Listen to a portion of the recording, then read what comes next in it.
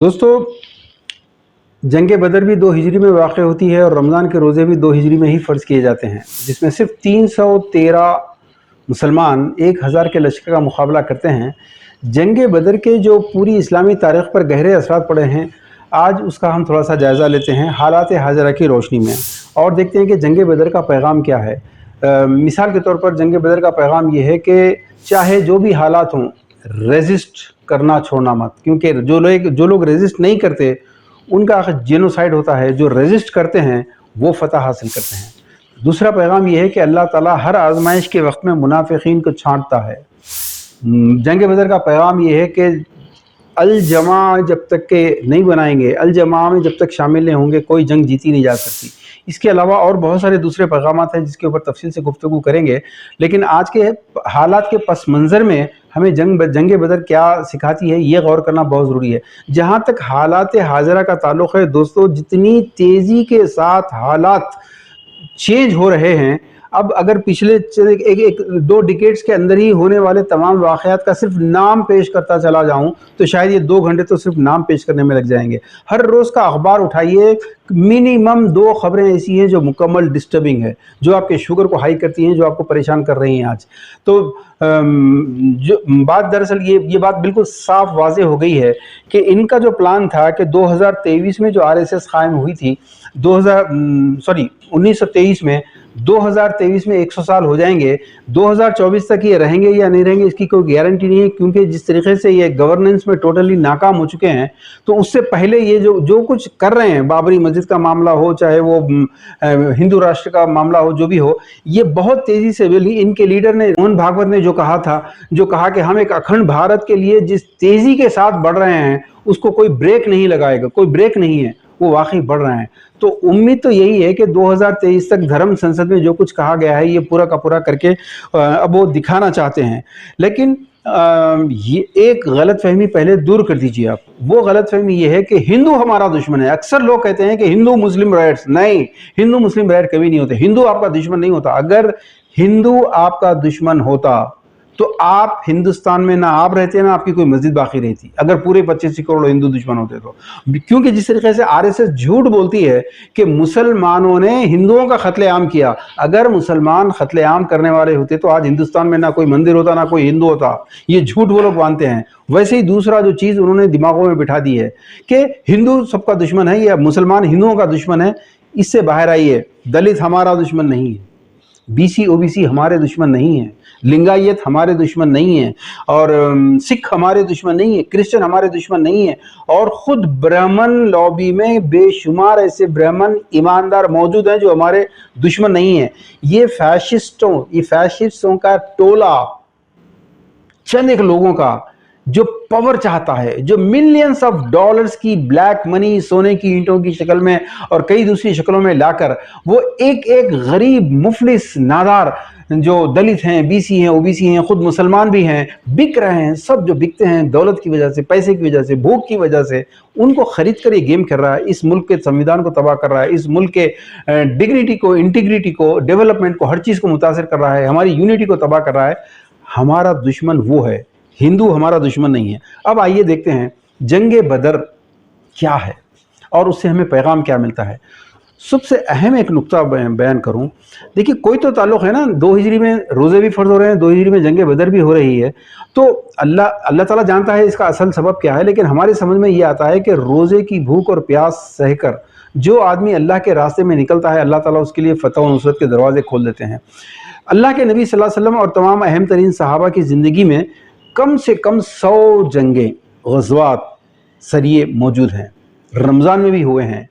اتنی شدت کی پیاس، اتنی شدت کی بھوک، جو شدت کی گرمی میں برداشت کر رہے ہیں، میرے دوستو کوئی تو ایک وجہ ہے جس کی وجہ سے ان کی ہمت کام کر رہی ہے، جبکہ ہم آج چھوٹی چھوٹی سی بات پہ کہتے ہیں بھائی رمضان میں ہم سے کام نہیں ہوتا، رمضان میں نیند بہت آتی ہے، رمضان میں کام کرنے جی نہیں چاہتا۔ یہ تو جھوٹ کہتے ہیں رمضان پہ، کہ وہ کیا وجہ تھی کہ اللہ کے نبی اور صحابہ جنگوں میں ڈٹ کے کھڑے رہتے رمضان کے مہینے میں بھی؟ وہ کون سی وجہ تھی؟ ایک تمام وجوہات میں ایک وجہ یہ بھی تھی کہ آپ کا ڈائٹ کیا تھا، اللہ کے نبی سحر میں کتنا کھاتے تھے, اللہ کے نبی کے صحابہ اور افطار کیسا کرتے تھے, کتنا کھاتے تھے. میرے دوستو اس سنت پہ اگر آپ غور کریں گے تھوڑا سا تو جنگ بدر کے لیے آپ کو نکلنا آسان ہو جائے گا. کیونکہ اب 2023 کا میں نے ذکر کیا, آپ نے بابری مسجد کہ وارننگ ملتے رہی کہ گر کے رہے گی, آپ نے کہا کہ بابری مسجد کی طرف اٹھنے والے ہاتھوں کو توڑ دیں گے, آنکھوں کو پھوڑ دیں گے, یہ نہیں ہوگا, پرسن لا میں کوئی چینج نہیں آئے گا, اور آپ نے ختم پہ یہی کہا. دوستو اب آخری وقت ہے, یہ 2023 میں سب کچھ ہو کر رہے گا,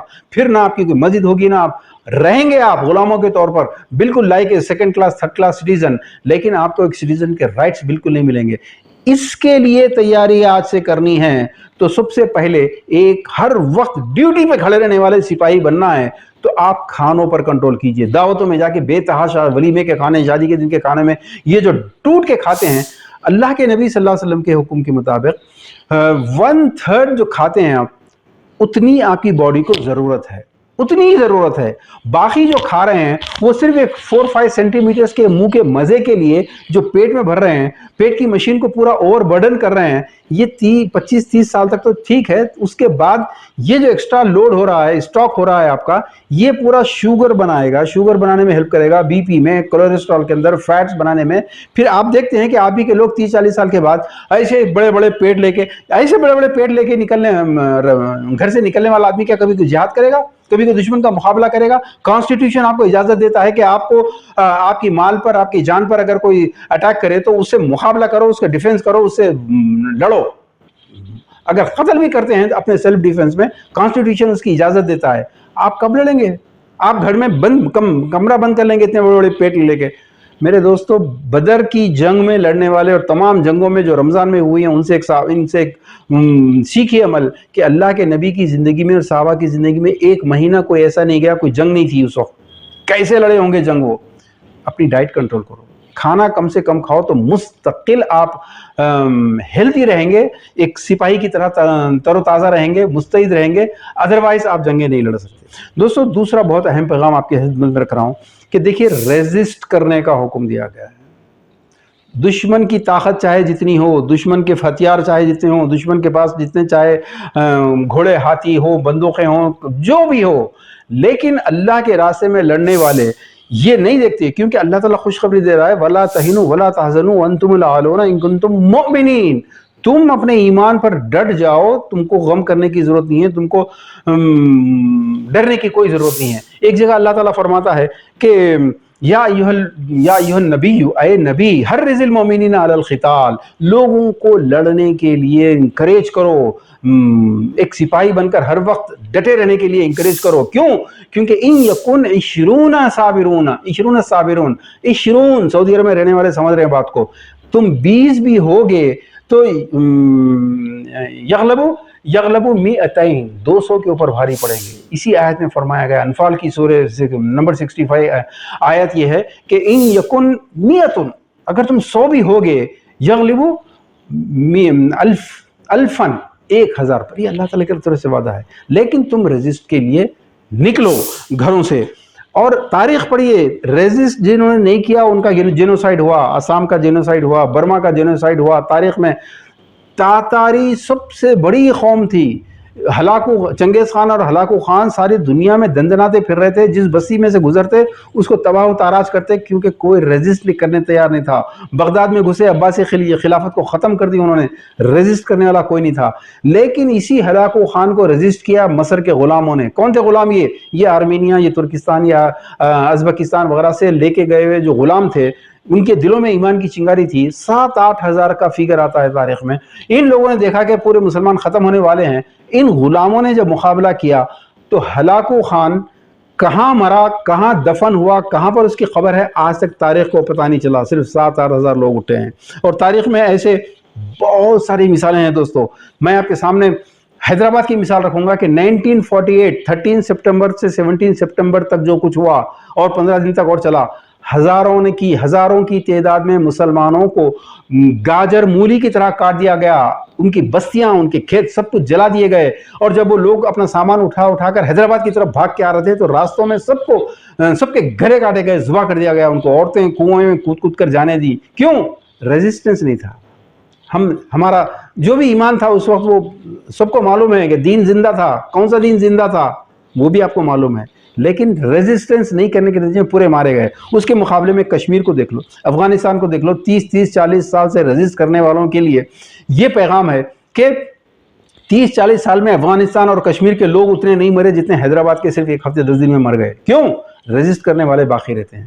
فلسطین کی مثال آپ کے سامنے ہے کہ نتن یاہو نے پلان بنایا تھا, ابھی 6 مہینے پہلے کی بات ہے, کہ 1 دن میں غازہ پٹی پہ حماس کو ختم کریں گے. 1 ہی دن لگے گا, کیونکہ ان کے پاس نہ ایئر فورس, نہ ان کے پاس نیول بیس, نیول فورس, کچھ بھی نہیں ہے ان کے پاس بام نہیں ہے, ان کے پاس گراؤنڈ آرمی جو ہوتی ہے وہ تک بھی 40,000 سے زیادہ کی نہیں ہے. 1 دن میں ختم کرنا بہت آسان تھا, لیکن وہ جنگ صرف ان کے حماس کے بنائی ہوئی راکٹوں کی بنیاد پہ 13 دن چلی. اسرائیل کو امریکہ کے پاؤں پہ گرنا پڑا کہ سیز فائر کرواؤ.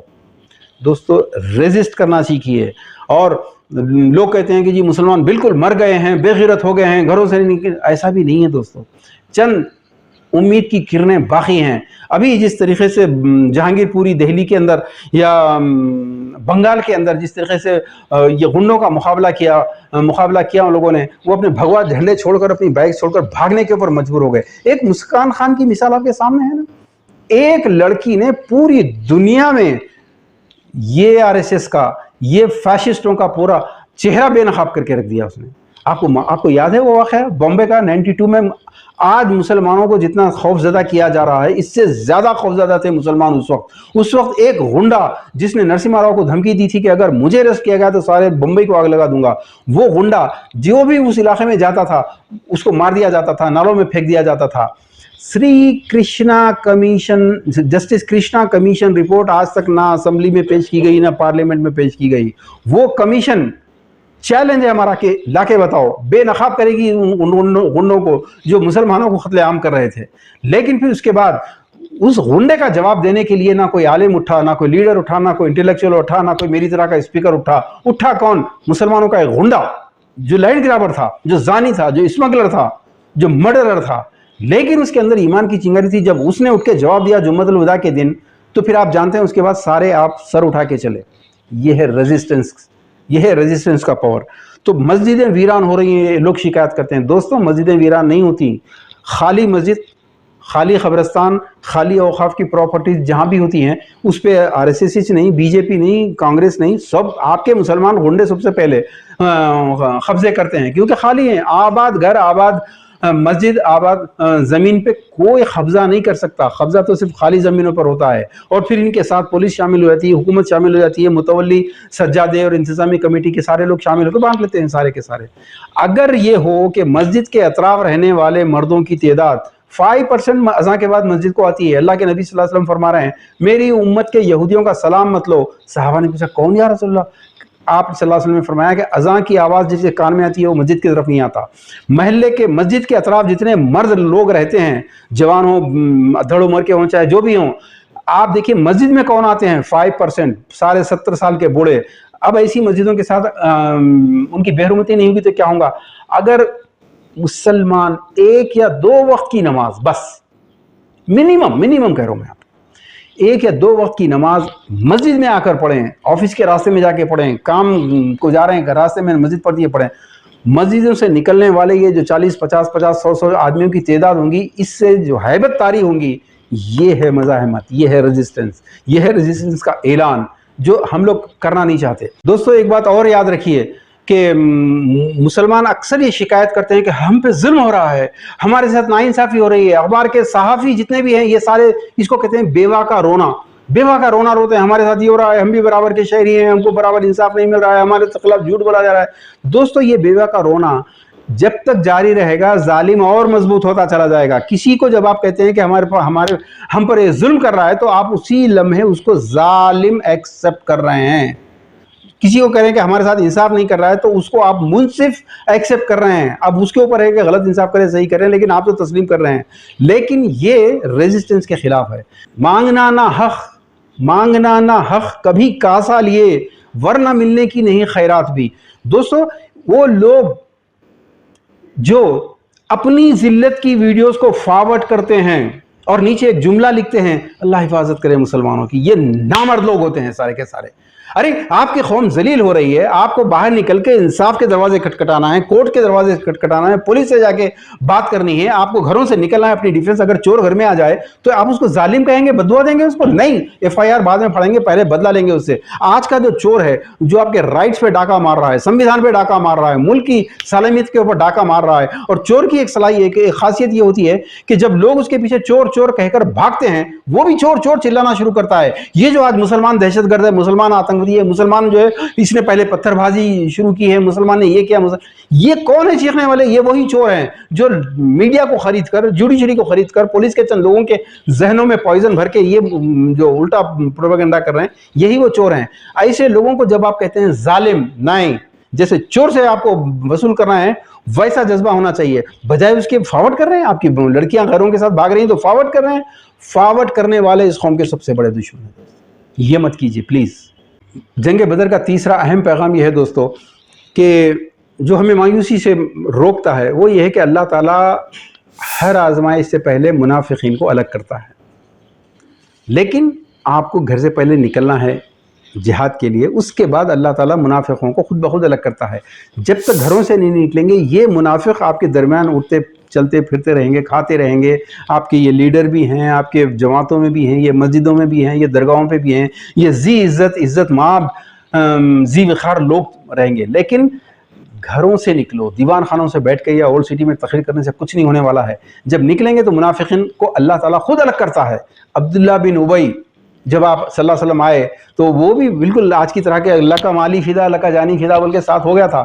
لیکن جب پہنچے بدر پہ اور 1000 کا لشکر سامنے دیکھا تو اس نے کہا کہ نہیں ہمارے پلان کے مطابق تو آپ لوگ چل ہی نہیں رہے ہیں، لہٰذا ہم نہیں لڑیں گے. یہ خالی وہ نہیں ہے، تاریخ میں ایسے کئی مقامات ہیں، مثالیں ہیں. دوسرے پارے کے آخری صفحے پر دیکھیے، فلما فصل طالوت بالجنود، طویل آیات ہے کہ جب طالوت نے فوجیں جمع ہو گئی، مقابلہ سر پہ آ گیا، تو طالوت نے کہا کہ اللہ تعالیٰ تم کو ایک نہر کے ذریعے آزمانے والا ہے، ریور. اس ریور سے پانی مت پینا، بس اس سے جو بھی پانی پیے گا فلیسا منی، وہ مجھ سے نہیں. فلیسا منی کا لفظ یاد رکھیے، یہ آپ کے شادی کے رخوں کے اوپر ٹائٹل پر لکھا ہوتا ہے، فلیسا منی. نبی جب کہتے ہیں کہ تم مجھ سے نہیں ہوگے اگر تم یہ کام کرو گے، تو اس کے باوجود نافرمانی کرنے والوں کا جو انجام ہوتا ہے اچھی طرح سمجھ لیجئے کہ جب لوگوں نے پانی پیا، کیونکہ شادیوں ہی کی طرح پانی پینے میں بھی انہوں نے ایکسکیوزز پیش کی. یار تھوڑا سا پانی پینے میں کیا ہوتا ہے، یہ تو سو بھی پی رہے نا. ارے بھائی یہ تو انسانی ضرورت ہے نا، اللہ تعالیٰ نے خودکشی پیاسے رہ کے مرنے کا تھوڑی حکم دیا. 2500 ہیلے بہانے.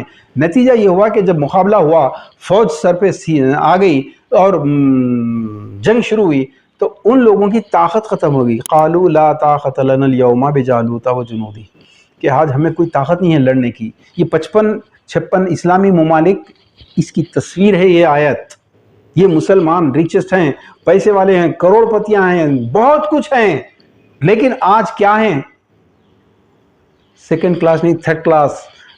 جو منوواد میں ہریجن یا شودر کی جو پلیس ہے اس سے بھی گئی گزری پلیس کے اوپر یہ آ گئے ہیں. کیوں؟ قالوا لا طاقت اليوم بجالوت وجنودہ. دوستو منافقین کو اللہ تعالیٰ اسی وقت الگ کرے گا جیسے اللہ تعالیٰ نے کیا پیاری آیت فرمائی ہے سورہ آل عمران میں، ما کان اللہ لیذر المؤمنین علی ما انتم علیہ حتی یمیز الخبیث من الطیب. اللہ تعالیٰ آج تم جس پوزیشن میں ہو، ہرگز اللہ نہیں چاہتا کہ تم ایسے ہی رہو، لیکن اللہ تعالیٰ یہ چاہتا ہے کہ یمیز الخبیث من الطیب، خبیث اور طیب، اچھے اور برے، صبر کرنے والے، صبر نہیں کرنے والے، جنت کے چاہنے والے اور دولت اور کارپوریٹر اور M L A M P کے سیٹیں چاہنے والے. ان کو جب تک کہ الگ نہ کر لے اللہ تعالیٰ تم کو اسی حالت میں رکھے گا. ان کے ساتھ، ان منافقین کے ساتھ آپ بھی پستے رہیں گے، حل ایک ہی ہے کہ باہر آؤ. دوستو مکہ کے منافقین کی آپ کے سامنے مثال ہے. ایمان لانے والوں کی تعداد تو بہت زیادہ تھی، لیکن جب ہجرت کا حکم ہوا صرف 70+ صحابہ نکلے.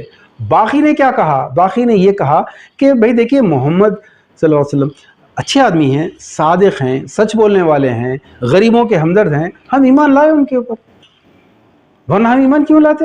لیکن اب کہہ رہے ہیں کہ گھر چھوڑ کے نکلو، بیٹی کو چھوڑ کے نکلو، بچوں کو چھوڑ دے کے نکلو، بچوں کے فیوچر کو داؤ پہ لگا دو، ٹریڈ اور ایگریکلچر سب کو چھوڑ کے نکلو. سوری، یہ نہیں ہو سکتا. ان کو اللہ نے کہا قرآن میں منافقین، سورہ نساء، وما لکم فی المنافقین فئتین، بڑی طویل آیت ہے.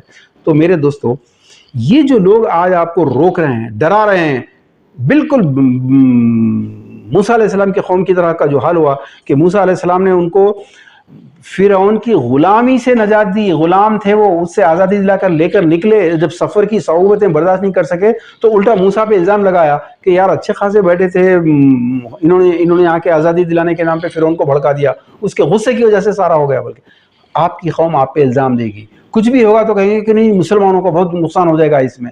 یعنی کہ اس کی مثال بالکل ہے کہ وہ آپ کا سڑک کے اوپر شرٹ اتار رہا ہے، آپ کہیں گے بھائی بنین تو ہے نا، لیکن اگر ریزسٹ کریں گے تو وہ پتہ نہیں اور لوگوں کے ساتھ کیا کرنے والا ہے، بنین بھی اتارے گا، سارے کپڑے اتار دے گا، تب بھی آپ یہ کہیں گے کہ بھائی زندہ تو ہے نا، زندہ تو رکھا نا اس نے۔ اس حالت میں پہنچ جائیں گے آپ، تب بھی یہ غلامی کی زندگی ہے پوری۔ میرے دوستو، منافقین خود بخود الگ ہوں گے۔ ایک بات اور، منافقین ہوں، کافرین ہوں، انکار کرنے والے ہوں، ان کی تعداد اکثریت میں ہوگی، اس بات کو ذہن میں رکھیے۔ اللہ کے راستے میں اگر آپ کو ریزسٹ کرنا ہے تو یاد رکھیے میجورٹی ساتھ نہیں دے گی، کیونکہ لفظ میجورٹی قرآن میں بار بار آپ کو تسلی کے لیے، تنبیہ کے لیے آتا ہے کہ اکثرہم فاسقون، اکثرہم منافقون، اکثرہم کافرون، اکثرہم لا یعقلون، اکثرہم لا یعلمون، کہ دیکھو میجورٹی ہر دور میں منافقوں کی ہوگی، میجورٹی ہر دور میں انکار کرنے والوں کی ہوگی، میجورٹی ہر دور میں عقل نہیں استعمال کریں گے یہ لوگ، یہ سمجھنے والے لوگ نہیں ہوں گے، یہ آپ کو نصیحتیں کریں گے، مشورے کریں گے، آپ کو ڈراتے رہیں گے، آپ کے بچوں کے مستقبل سے ڈرائیں گے، نہ تو خود نکلیں گے نہ آپ کو نکلنے دیں گے، نہ خود اپنی جیبوں سے نکالیں گے۔ ان کی بچیوں کی شادی کے لیے 25 لاکھ ہے، لیکن ایسے کام کے لیے ان کے پاس 1000 بھی نہیں ہے۔ ان کو خوف، ED کا خوف، پولیس کا خوف، IT کا خوف، ہر ایک کا خوف۔ یہ منافقین خود بخود چھٹیں گے۔ آپ ایک بار نکل کے دیکھو جنگ بدر کا آخری پیغام ہے، تو بہت سارے ٹائم اتنا مجھے معلوم ہے کہ آپ لوگ کتنی دیر برداشت کر سکیں گے۔ ابھی تک کہ آپ کئی ٹک ٹاک اور کئی سوشل میڈیا اور کئی واٹس ایپ اور کئی چیزیں قربان کر کے بیٹھے ہیں، اس کے لیے میں دل سے آپ کا شکر گزار ہوں۔ دوستو، کیا وجہ ہے کہ مکہ، جب تک کہ مکہ میں ہیں، اتنی سخت ترین تکلیفیں دی جا رہی ہیں؟ صحابہ کے کہہ رہے ہیں کہ یا رسول اللہ بس ہو گیا، آپ جہاد کا حکم دیجئے۔ اللہ کے نبی کہتے ہیں کہ نہیں۔ لیکن مدینہ آنے کے بعد ہوتا ہے کہ اب لڑکے بتاؤ، کیونکہ جب تک کہ مینٹلی آپ اللہ کے راستے میں جان دینے کے لیے تیار نہیں ہوتے، جہاد فرض نہیں ہوتا۔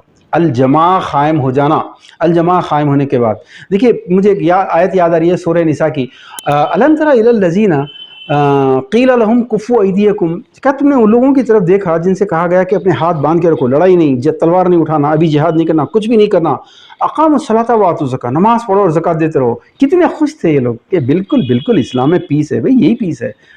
لیکن فلما کتب علیہم القتال، جب ان پہ قتال فرض کر دیا گیا، اذا فریق من الناس یخشون اذا فریق منہم یخشون الناس کخشیۃ اللہ، ایسے ڈرنے لگے، ایسے تھرانے لگے، ایسے کانپنے لگے، اب پتہ نہیں کیا ہونے والا ہے۔ بازو گولی چلی تو دروازے بند کرنا شروع کیا انہوں نے۔ اگر کسی کو اٹھا کے لے کے گئے تو گھروں کے اندر بنا، اپنے داماد کو، اپنے بچوں کو پکڑ کے رکھنا، یہ کیا ہے انہوں نے۔ پھر قالوا لما كتبت علينا القتال، یا اللہ تو نے کیوں قتال فرض کیا ہے ہم پہ؟ لولا اخرتنا الى اجل قریب، تھوڑا سا اور پوسٹ پون کرتا، ابھی وقت نہیں ہے، ابھی تھوڑا مسلمانوں کو ایجوکیشن، یہ اسی اسٹائل میں بولتے ہیں نا، پہلے مسلمانوں کو تھوڑا ایجوکیشن ہونا چاہیے، ایمپاورمنٹ میں پہلے آگے آ جانا چاہیے، پہلے یہ ہو جانا چاہیے، پہلے یوں کرنا چاہیے۔ میرے دوستو، آپ کو یہ دیکھنا ہے کہ جنگ بدر سے پہلے جماعت قائم نہیں تھی۔ جنگ بدر مدینہ آنے کے بعد جب جماعت قائم ہوتی ہے تو آپ کو ایک جماعت کے بغیر، ایک امیر کے بغیر، ایک ڈاکٹر اسرار احمد صاحب کی ایک اسپیچ ہے کہ اس حدیث کو کیوں چھپایا گیا، اس کو سنیے یوٹیوب کے اوپر۔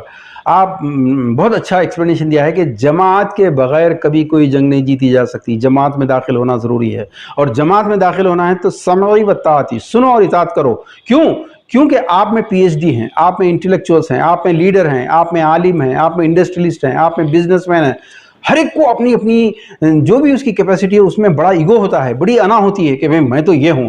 نہیں، ان تمام چیزوں کو بازو رکھے آؤ۔ حضرت عمر، حضرت ابوبکر رضی اللہ تعالیٰ عنہما، یہ کوئی وائس پریزیڈنٹ، سیکریٹری وغیرہ کچھ نہیں تھے، والنٹیئر تھے۔ تم کو والنٹیئر بن کے ایک جماعت میں آنے کے بعد جب تمہارے ماسس بنیں گے، دیکھیے ماسس کی بات میں نے کی نا کہ مسجدیں خالی ہوں گی تو اٹیک ہوگا، ماسس ہوں گی کوئی نظر اٹھا کے نہیں دیکھے گا۔ مندر دیکھیے آپ، گاؤں میں بھی جائیں گے، پہاڑوں میں بھی جائیں گے، لوگ مندر میں جاتے ہیں، پوجا کرتے ہیں، کیوں؟ مندریں آباد رکھتے ہیں۔ मासेस आपके साथ होनी चाहिए। लेकिन आप लोग कहते हैं कि जी हमारा कोई लीडरशिप नहीं है, हमारे पास कोई जमात नहीं है। झूठ कहते हैं, बखुदा ये लोग झूठ कहते हैं, क्योंकि अगर आपको वाकई ज़रूरत थी, अगर आपको वाकई अल जमा हदीस की अहमियत का अंदाज़ा होता, आप खुद ढूंढने निकलते। अल जमा मस्ट है, जैसे नमाज, रोज़े, ज़कात, हर चीज़ में अल्लाह के नबी की सुन्नत को मिन ऑन फॉलो करना ज़रूरी है, वैसे ही अल जमा कायम करने के लिए अल्लाह के नबी की जो जमात है, उसी के AIIMS and objectives, line of action का पूरा पेपर पे लिख के इस दौर में ढूंढना ज़रूरी है। इस दौर में 100% जमात कोई मिलने वाली नहीं है, लेकिन 20% भी मिल जाए तो उसमें शामिल हो जाओ। ऐसी जमात आपके पास, जमातें हैं आज, क्यों नहीं है जमातें? पॉपुलर फ्रंट है, जमात इस्लामी है, MIM है, SDPI है, कांग्रेस, BJP, TRS, ये भी जमात हैं जिसमें मुसलमान जा रहे हैं।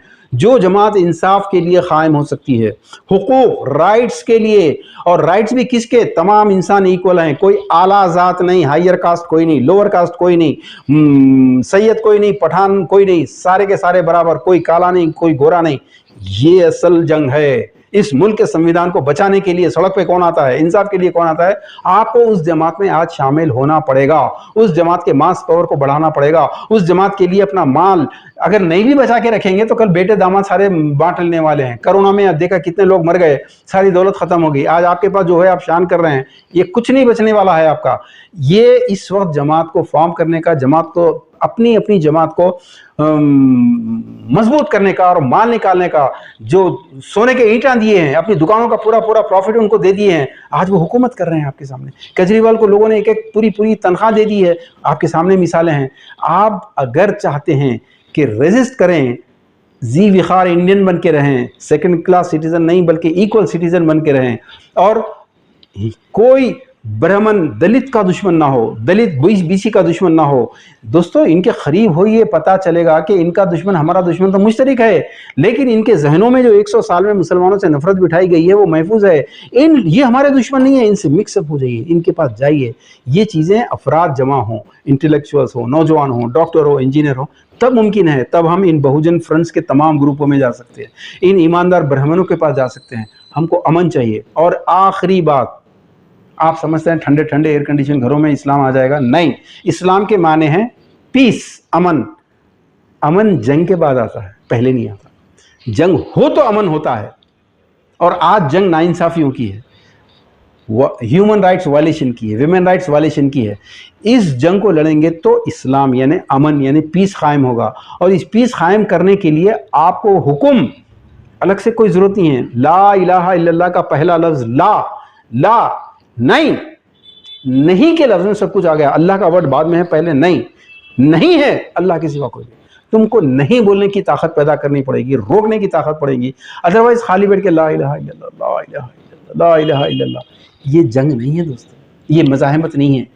इसकी वजह से आज तो वो आपके आवाज़ों पे हमले कर रहे हैं, कल आपके घर पे हमले करेंगे। और मैं फिर आखिरी बार बोल रहा हूँ, हिंदू दुश्मन नहीं है, ब्राह्मण दुश्मन नहीं है हमारा, एक टोला है, वो टोले के खिलाफ उठना है आपको। अगर आप नहीं उठेंगे तो ये तो आपको बर्बाद करेगा, ये पूरे मुल्क के संविधान को बर्बाद करने वाला है। अल्लाह ताला हमें तौफीक अता फरमाए जंग बदर के पैगामात से अपना सही सबक लेने की, उस पर अमल करने की। वाखिर दावाना।